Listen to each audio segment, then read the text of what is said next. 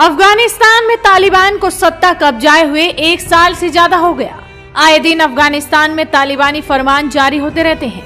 इसी कड़ी में एक और नया आदेश जारी हुआ, जिसमें अफगान लड़कियों के लिए विश्वविद्यालय शिक्षा पर अनिश्चितकालीन प्रतिबंध लगा दिया गया। उच्च शिक्षा मंत्री के एक पत्र के अनुसार तालिबान ने अफगानिस्तान में युवती और महिलाओं के लिए संचालित यूनिवर्सिटीज को बंद करने का ऐलान कर दिया है। इस तालिबानी फरमान के खिलाफ दुनिया भर में उसकी आलोचना हो रही है। इस्लामिक देशों ने भी तालिबान के इस कदम की कड़ी आलोचना की। वहीं भारत से भी कई दिग्गज नेता इस तालिबानी फरमान पर खुलकर आलोचना कर रहे हैं। लेकिन इन सब के बीच ब्रिटेन के प्रधानमंत्री ऋषि सुनक ने अपनी जो प्रतिक्रिया दी, उसे सुनकर तालिबान हैरान जरूर होगा। ब्रिटेन के प्रधानमंत्री ऋषि सुनक ने अपनी प्रतिक्रिया दी और कहा कि हम तालिबान का आकलन उसके कामकाज से करेंगे।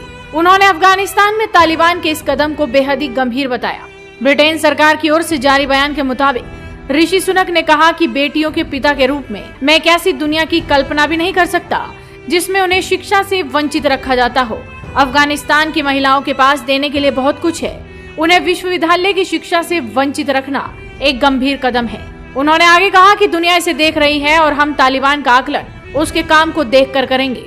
अफगानिस्तान में जब से तालिबान की सरकार बनी है, तब से आए दिन नए फरमान जारी होते रहते हैं और दुनिया को दिखाने के लिए, अपने फैसले लागू करने के लिए वो मौलवियों का सहारा लेता है।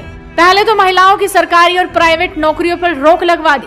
आगे बढ़ने से रोकने के लिए तालिबान सुरक्षा बलों ने महिलाओं को डराया, धमकाया, हिरासत में लेने से लेकर अगवा तक किया गया।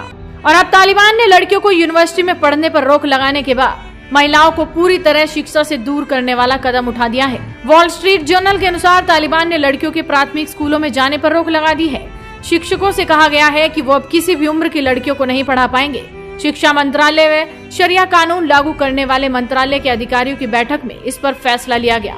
इसके अलावा तालिबान ने एक और सख्ती की है। उसने वयस्क महिलाओं के मस्जिदों में प्रवेश पर भी रोक लगा दी है। महिला अधिकार कार्यकर्ता खदीजा के मुताबिक तालिबान के आने के बाद अफगानिस्तान में जो सुधार 20 साल में हुए थे, अब उन पर अंकुश लग चुका है। तालिबान के इस फैसले के बाद लड़कियां जगह जगह पर प्रदर्शन में जुटी हैं।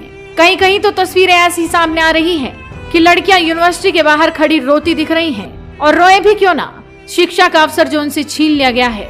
वहीं अफगानिस्तान के इस कदम पर इस्लामिक देशों ने भी कड़ी प्रतिक्रिया दी। तुर्की ने तालिबान के इस कदम को इस्लाम की भावना के खिलाफ बताया, तो वहीं सऊदी अरब के विदेश मंत्रालय ने तालिबान से इस कदम को वापस लेने के लिए कहा है।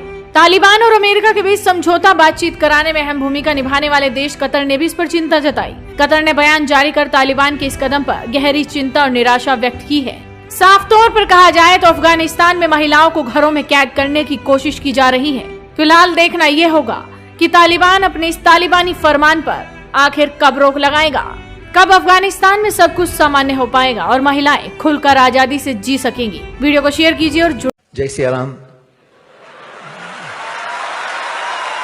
Murari, Bapu, I am not as eloquent as you are, but I just want to say a few words.